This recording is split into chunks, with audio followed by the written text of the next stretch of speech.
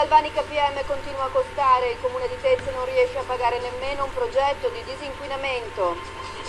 Buonasera TG Veneto, seconda edizione. Terreni inquinati da cromo esavalente, sostanza pericolosa e cancerogena. Ci convivono da anni gli abitanti di Tezze sul Brenta. La galvanica PM, la fabbrica che con le sue lavorazioni ha causato l'inquinamento, ora è chiusa.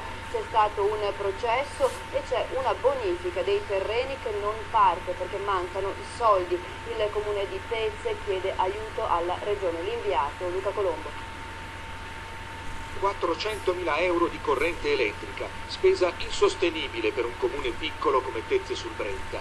10.000 abitanti e 400.000 euro l'anno, soldi pubblici, per pompare e trattare l'acqua che attraversa il suolo privatamente avvelenato sotto il capannone della galvanica PM.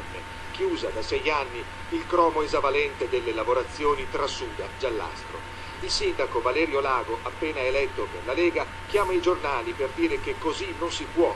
C'è la provincia di Vicenza, l'assessore all'ambiente Antonio Mondardo, c'è l'europarlamentare Mara Bizzotto, stesso segno, Lega. Roma e Regione Veneto hanno 5 milioni per cominciare la bonifica radicale, ma non li sbloccano se il comune non presenta un progetto. Costerebbe almeno 100.000 euro in più di quella stratosferica bolletta.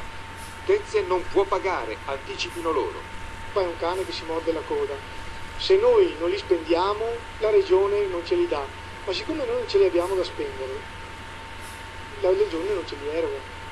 Partita ambientale e giudiziaria, condannato nel 2006 dal Tribunale di Padova, sezione di Cittadella, per avvelenamento colposo il titolare Paolo Zampierin, 2 anni e 6 mesi con l'indulto.